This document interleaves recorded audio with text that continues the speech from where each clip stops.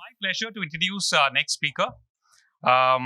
He's actually a Shaurya Chakra awardee, which is the third highest gallantry award in peace by the President of India for displaying bravery while fighting militants in the jungles of Jammu and Kashmir in 1998. A Rashtrapati Scout, he represented India at the Asia Pacific Jamboree in Japan.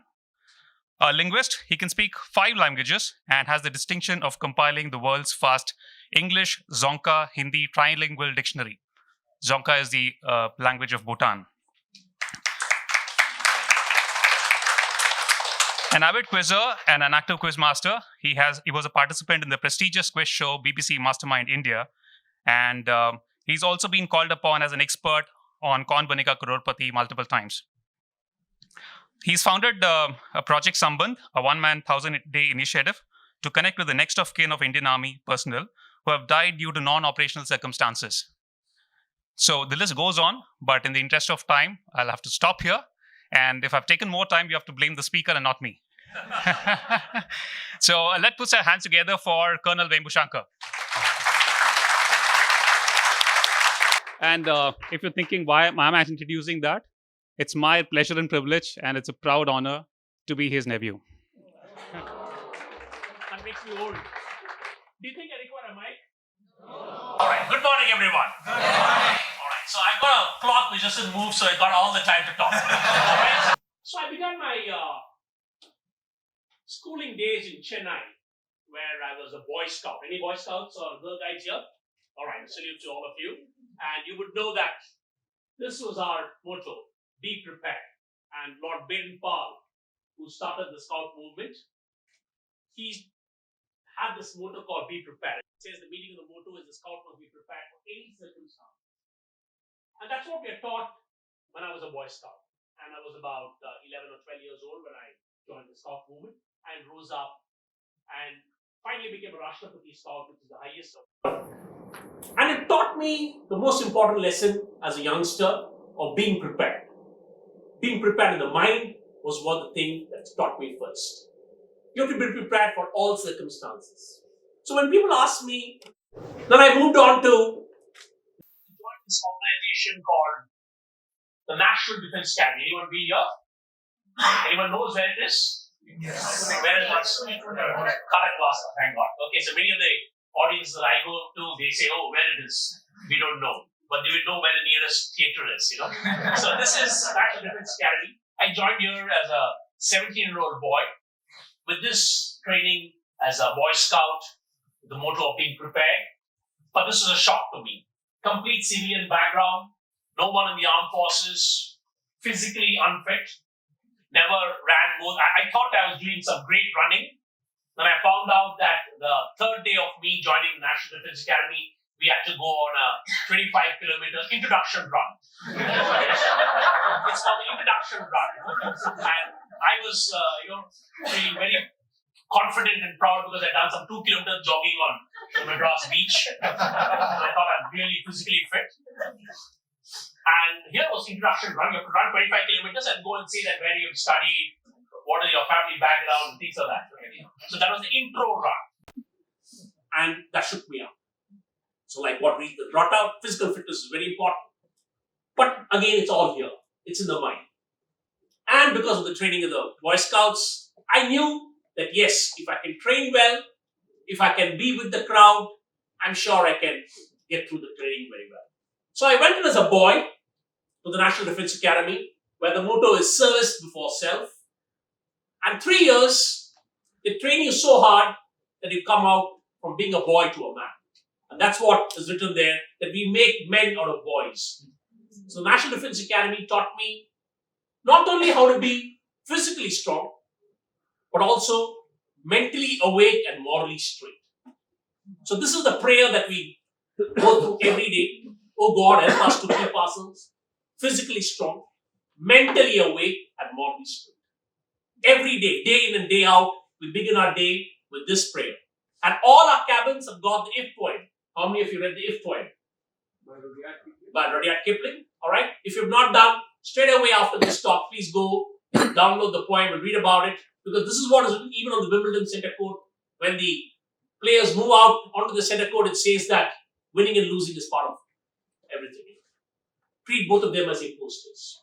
So every day we went through this prayer of being physically fit, mentally awake, and morally straight.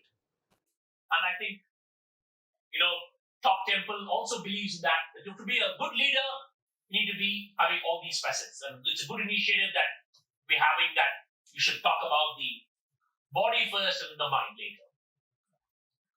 3 years training here with different paths, cadets from all over India, different backgrounds. And then I moved on to the next institute, where their credo was the safety, honor, and the welfare of your country comes first, always and every time. The honor, welfare, and the comfort of the men you command come next. Your own ease, comfort, and safety come last, always and every time. Any idea where this institution is? Indian Army, but where? The Indian Military Academy. Alright? So this was the credo at the Indian Military Academy. This is called the Checkwood Credo. And this was what we were trained 1 year, day in and day out. That the men you lead are most important. As leaders, for you, the organizations should come first, always and every time. And as leaders, you should take care of the men or women, the personnel under you, their welfare, their safety, their comfort. And your own ease, safety, comfort should come last. And that's how leaders are made in the armed forces. From NDA, we became boys to men, and here we were groomed as leaders.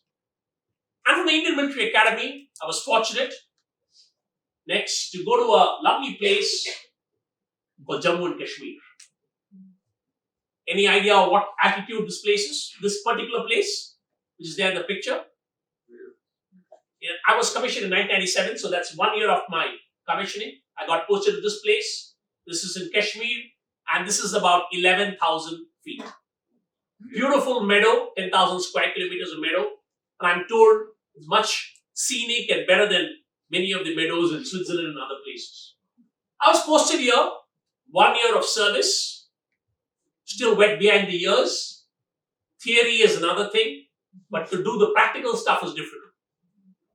And that's where your mind comes in. And in this 1 year, one has to undergo certain courses so that you can get yourself professionally qualified. So one are those tactics courses, where you learn how to carry out small tactical operations. Another course that we did is very close from here, is in a place called Belgaum, now called Belgavi, is the commando course. It's one of the toughest courses world over. It's a 42-day course that we go through in the commando wing here at Belgavi. And I did this course in the cool climes in April, where the temperatures were just like today at 42, 43 degrees. Water was scarce, and that year water was really bad. It was 1998. And the training is simple again. First day we were said, okay, tomorrow we begin with 40 kilometers run. He said, we have done this in NDA. But only thing that you have to do with 25 kilograms of weight and a weapon. And you finish the run, they say, sorry, we didn't take your timing, so we'll have to start over again. Alright? So this is the kind of training that we do. And why do they say that? Because they want to know whether you're strong here. Doing another 40 is not difficult actually. But they want to know whether you will be able to do that 40 here first. That's more important. And that's where they grade you. People who say, we just did it, how come you not get the timing? Anyone who opposes immediately is given so many disparate marks. So it's all here first. So they'll test you. And as part of that 42 days training is 3 days of no food, where you're put on survival mode. There's no food offered to you. And then you're taught how to, survive in the wild. And then you're taught how to handle, if you can get some wild animals, try and capture it and try and get some meat. I'm a vegetarian by birth and vegetarian by habit. But that's the only and the first and last time that I had meat. And there is the safest meat that is available on the jungle. Anyone knows that? Snake. Easiest to catch, easiest to, easiest to cook and easiest to eat. Alright? So it's again here, the mind. So the snakes are very, very limited in number for the training. Okay? And here we are, 72 hours of no food. Then they make two lines. One non-vegetarian line and one vegetarian line. Alright? And the non-vegetarians are raring to go. But the vegetarians are fed first. Alright? Because the snakes are less in number, so the meat is only so much. That's again in the mind. That yes, you can do it, and an experience that if there is a requirement, you'll be able to survive.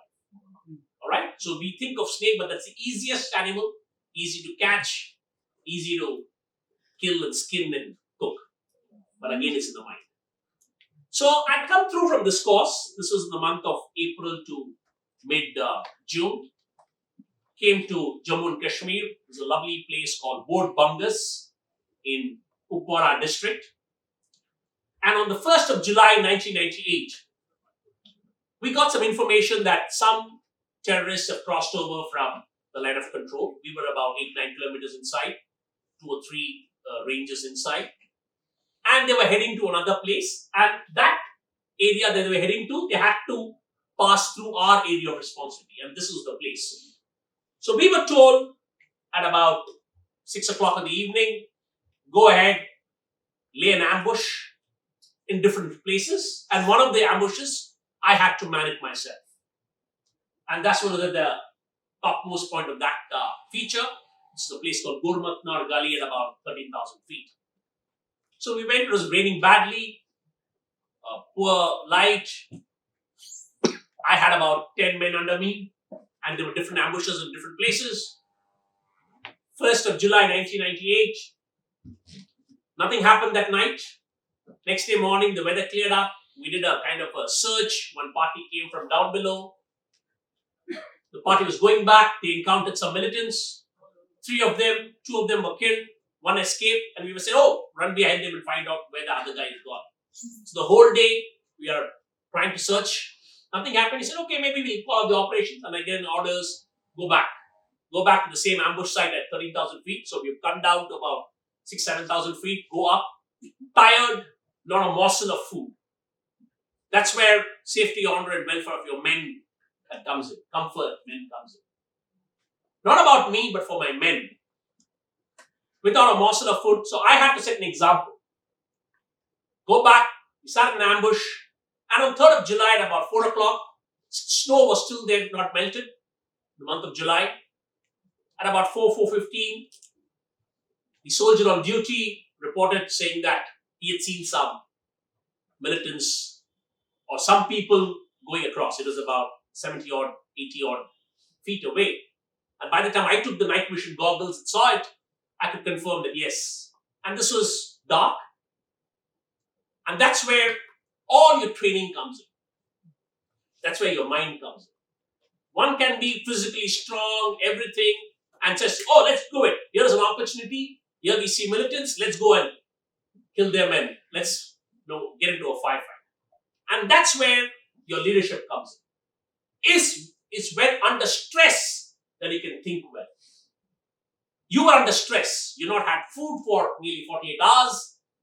And here is an opportunity for you. This is what you have been trained to. This is why you have joined the armed forces. To make sure that our country is safe. In that stress, and I just wanted of service. Young guy, very less experience in the field. And that's where the mind comes. I decided that this is not the time. You have to be superior because we know the area. We know the terrain. The militants don't know. So we have to get them to a place that we are strong. That's very important. So as leaders, that's very important. You should know what are your strong points. When are you the best? And get your people to work at that time. So we waited till about 6:15 because I knew the area very well. After I came back from the course, we had done the complete recce. I knew every feature of that place. And at 6:15 we started. We gave them nearly about a 2.5 hours lead. And at 9 o'clock, we encountered them somewhere close to this place. And they saw us and they just started firing. and we were split. Our tactics was very good because of the training. And we split into 3 parties. And these guys couldn't come this way, neither they could climb up, they couldn't go left, they couldn't go right. And that's where they were boxed. And that's how we had the encounter. And we killed 6 of them in that operation. And then later, 1 more, and the next 2 days, 1. So the whole group, starting from the 2 people who were killed the previous day, were eliminated. So people say, oh, that's a wonderful operation. And personally, me and my radio operator, there were 2 militants. One of them was continuously firing. But again, like I tell you, it's in the mind. I thought I was very, very stable. My training has been very good. And the moment I saw the militant, you get to carry only certain number of ammunition when you travel. So we get nearly about 100 rounds, which is split into 5 magazines where you put in your bullets. So the first magazine, I think I had poofed off in about 3 or 4 seconds. And here was my radio operator, who had more service than me, but much junior in rank. He was a sepoy. He said, Saab, ruk jana. Aapke paas 100 he round. So it's very important that your mind should work under stress. And you need someone to give you that feedback and echo. And he was not firing. And from that point, till the time we finished the operation, including the 2 people that me and my radio operator eliminated, I only poofed off another magazine, which is 20 rounds. So the first round was just 10 seconds. And the next complete operation, which was about an hour and a half, I took just 20 rounds. So it's very important to keep your mind stable and strong. And many a time during stress, you'll waver because of the excitement. And you need someone to give you the feedback. So people say, oh, it's a wonderful operation, great. You eliminated so many people. But I tell them, next, the operation was successful is not what Breathe had said. That the more we train in peace, the less we will bleed in war. After I came back from the course, we had done a complete recce. I knew every feature in that place. At 6:15 we started. We gave them nearly about a 2.5 hours lead. And at 9 o'clock, we encountered them somewhere close to this place. And they saw us and they just started firing. And we were split. Our tactics was very good because of the training. And we split into 3 parties. And these guys couldn't come this way, they could climb up, they couldn't go left, they couldn't go right. And that's where they were boxed. And that's how we had the encounter. And we killed 6 of them in that operation. And then later, 1 more, and the next 2 days, 1. So the whole group, starting with the 2 people who were killed the previous day, were eliminated. So people say, oh, that's a wonderful operation. And personally, me and my radio operator, there were 2 militants. One of them was continuously firing. But again, like I tell you, it's in the mind. I thought I was very, very stable. My training has been very good. And the moment I saw the militant, you get to carry only certain number of ammunition when you travel. So we get nearly about 100 rounds, which is split into 5 magazines where you put in your bullets. So the first magazine, I think I poofed off in about 3 or 4 seconds.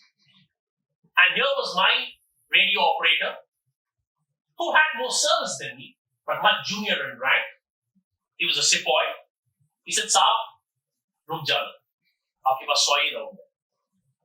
So it's very important that your mind should work under stress. And you need someone to give you that feedback. And he was not firing. And from that point, till the time we finished the operation, including the 2 people that me and my radio operator eliminated, I only poofed off another magazine, which is 20 rounds. So the first round was just 3 seconds. And the next complete operation is about an hour and a half. I took just 20 rounds. So it's very important to keep your mind stable and strong. And many a time during stress, you'll waver because of the excitement. And you need someone to give you the feedback again.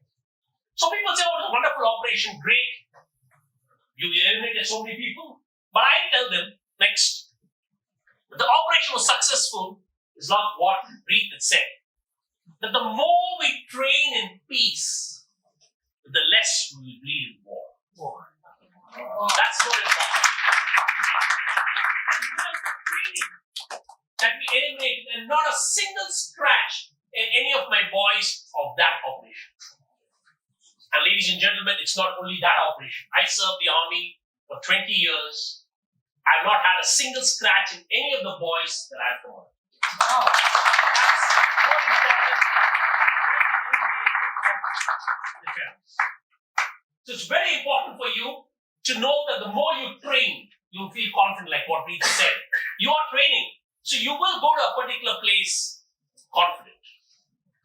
And here we're not talking about medals or remuneration or money. We're talking about life and death. So my commanding officer made sure that I know the area very well. I know my tactics well. So the more you train, the less you will be involved. And I think in your spheres of life, maybe you are professionals in a particular field, the more and more you make sure that your skills are good, when the crunch situation comes, I'm sure you'll come out tops. And that's what leaders are for. Not only that you have to come in tops, but make sure that people under you also come out tops when the pressure situation is there. So that's the reason why next I was awarded the Shaurya Chakra by the Government of India.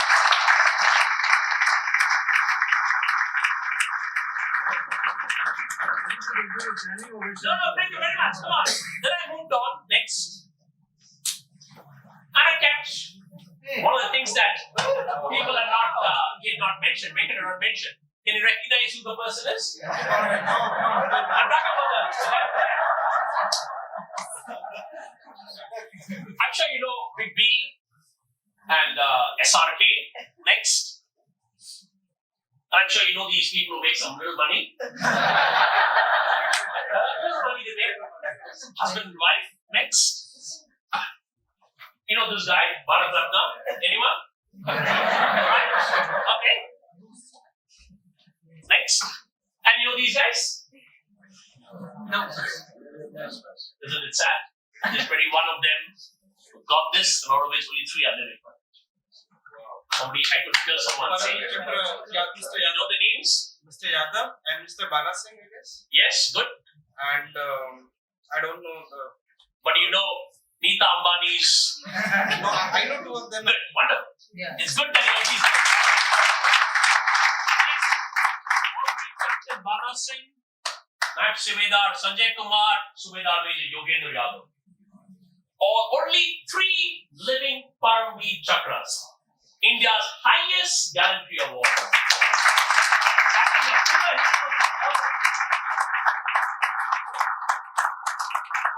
All these got Paramveer Chakra.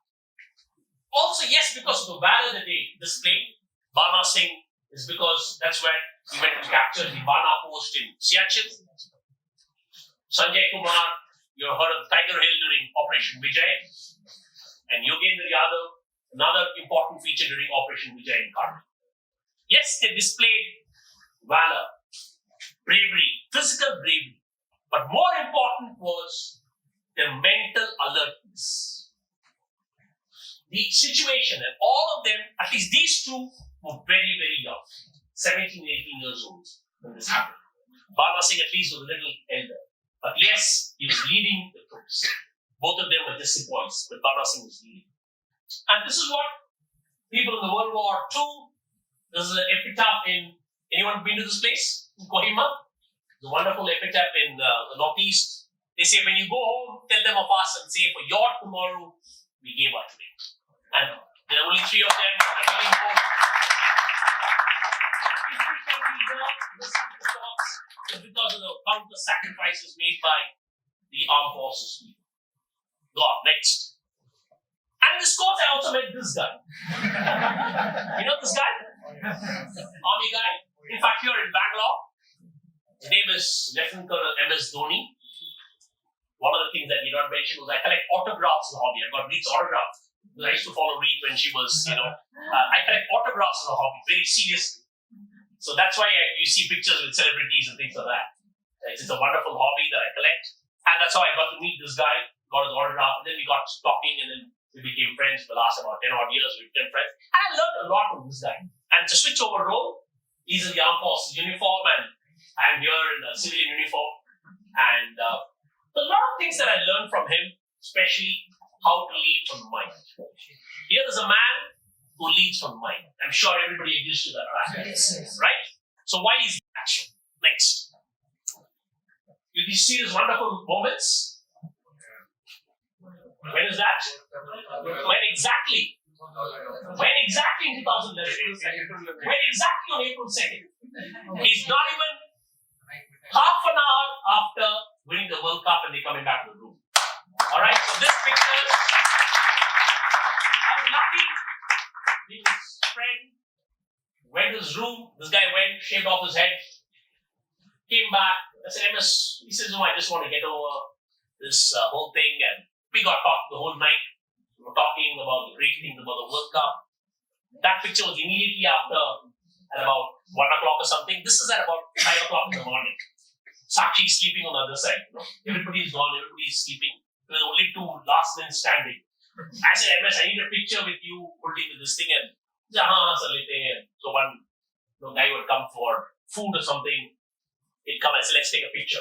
A brilliant picture. You know, this is the first picture of MS Dhoni bored. Isn't it? The first picture. I was super excited. This is the Taj Mahal Hotel in Bombay. I come down to the lobby. I'm like super high, like she said about runners high. It's 2 notches above that. No? As an autograph collector, it's so big. India's won the World Cup. I'm the captain, the man of the match. I was holding the man of the match trophy. I go, I take a picture with him, and I want a photo, of course. I put it on my closed friend circle or email. Alright? This is at about 6, 7 o'clock. I go to the business center. 9:30, I keep getting calls from friends. Shankar, you're on TV. Amazing. You know? I said, how come I'm on TV? They said they put up this picture and said exclusive pictures. And there was a Hindi channel that said, Dhoni ne munden kyun kiya? This is the first picture the world is seeing of MS Dhoni board. I was shocked because it said exclusive. This is like a breach of privacy, breach of trust.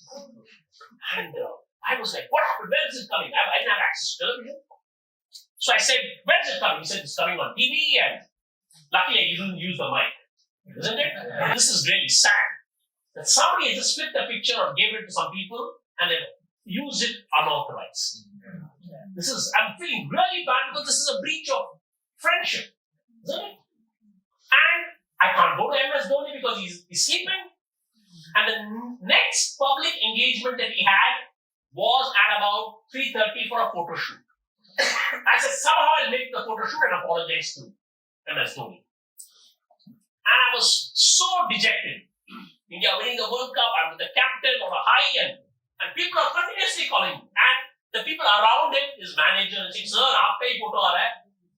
TV mein aap hi chaye hue. Because they're also feeling that it becomes exclusive. Maybe out of sold it or whatever I've done. I can't go and explain to everyone. 3:30, there was no way I could go anywhere close to it. There was a photo shoot with the President of India, there was a photo shoot. But luckily, I had already coordinated with him that we will travel to the airport together. That will give me easy run to the airport. He was traveling to Delhi, I was traveling to Chennai. At 9:30, I go to MS and say, MS, I'm really sorry. This is what happened, sir. Kya hua? I said, MS, this has happened that, a picture has come out in the TV channel and it is a picture of you and me. So, abhi to whole world has seen me board, so where's the problem? I said, no, it has come and it said exclusive. He says, which TV channel? I said, there's India TV. One of those. I hope nobody's from India TV. Completely morally, no, because I tried to conflict with them later on. I said, it's coming India TV. And he said, so, India TV to dekh.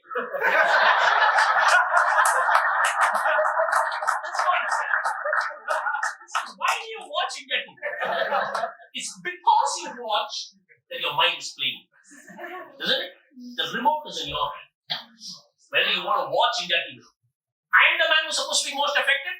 I don't watch India TV. So it doesn't matter to me at all.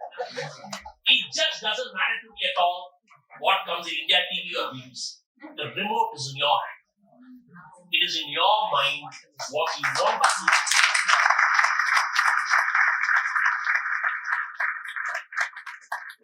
And this is how he reacts to every situation. Here is a situation when the Chennai Super Kings has won the IPL. They call them the granddad team and things like that. Everybody, I mean, even Watson, Hussey, people who won World Cups. And here's a man who's, calmly clapping. Because like I told you in the 8th point, he treats defeat and success the same. And it's again here in the mind. And what does he say? Next. He says, control the controllables. And one of the speakers that's told, will ask you the questions. Control the controllables. As a leader, what you can control is what you can. And that's what he does. At all levels. And cricket is just about 5 to 10% of his life. His life is much more than cricket. And since I interact with him very personally, I exactly know what goes on in his mind. And this is one of the guiding principles. Control the controllables. Whether you want to watch India TV and get depressed about it, or just don't want to watch because the remote is in your hand. So, leaders that you all are, you should be able to control what are the things that you have, the resources that you have. If you can control the resources well, you can't say, oh, I didn't have this, I wish I was there. That's all. If she says, if things are not marked, she had to work it herself. You can't keep complaining, oh, but they did it. That's why she's a successful athlete. So control the controllables is a very, very important thing for your mind. Next, I think we are running out of time. And that's why... The clock is stopped. Yeah, how much time is it? Okay, so we are wrapping up in 2 slides. Alright? So that's the reason we selected him as an honorary lieutenant colonel that played a part to get him into the armed forces. And that's why we said that he's strong in the mind. Because we've got enough athletes, enough celebrities that we could have got him into the army as a brand ambassador. But this is more important. Next.